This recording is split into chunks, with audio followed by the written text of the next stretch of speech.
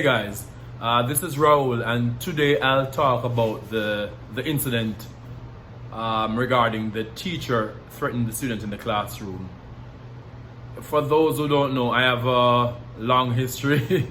I have a lot of experience in the classroom. I've taught both in Jamaica and Japan. I've been a homeroom or form teacher, and I've taught the foreign languages. And I must say that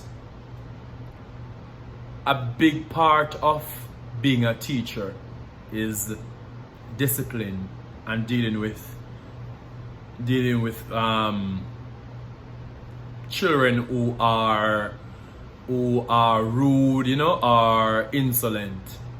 And a lot of people's idea of teaching is that you go into the class and you start teaching and everyone takes notes. That's not how it goes. Most of the time we're in a classroom, you have to deal with disruption. There are disruptive students.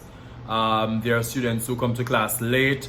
There are students who don't do homework, and there are students who are very mischievous. So teaching in Jamaica is a very, very stressful job. Anywhere in the world, but in Jamaica it's especially stressful because in many of these schools we have to deal with disciplinary issues.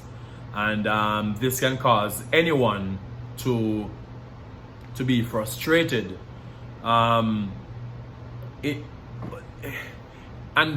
this is not a part. This is not a part of it. But I have to say that in Jamaica, it's sad that the way the elephant in the room, the way teachers are paid. Teachers aren't paid enough to deal with all the stress in the classroom. That's one. Teachers aren't paid enough to deal with all the stress in the classroom. Having said this, this is no excuse for what the teacher did. Let me just say this. The teacher was wrong. The teacher was wrong. The teacher was wrong. Because I know there's someone who's going to come and attack me. But I'm saying it that the teacher was wrong for her reaction. But whenever we judge situations, and this is how the court system works. So whenever you judge someone's action, the action isn't judged separately from the intent of the person. You call it the actus reus and the mens rea. Basically, the act of what was done and the intent behind what was done.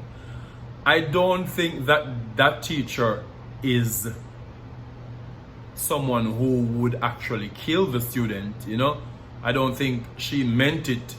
All of us can sit and watch this and pretend as if we haven't been frustrated and vented verbally or physically. It's just because, one, this is a situation with students and children who are in your care, and two, it's caught on camera so everyone can give their opinion. But in our jobs every day, we all get frustrated and we do and say things that we should not say. However, I don't think this teacher really meant that she was going to kill the student. What she did was wrong. What she did was wrong. But I can understand the frustration behind her actions. It's a very, very stressful job. It's a very, very stressful job, and I hope that she does get the support she needs, and I hope that the child and the children get the support they need, because this is going to affect them. This is going to affect children when they hear a teacher threaten one of their peers, or if you are the child who has been threatened. You understand? This is going to affect them for a while, because when you send your children to school, you expect them to be in a safe space, and no parent wants to hear his or her child be threatened in that manner. That's scary.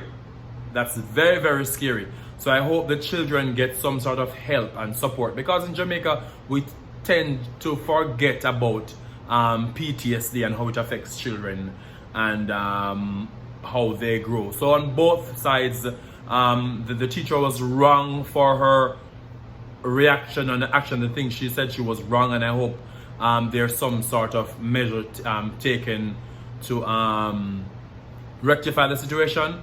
But I can understand the frustration behind what she said, but I don't agree with her action. And the children too need your support. That's all I have to say. Let me know what you think.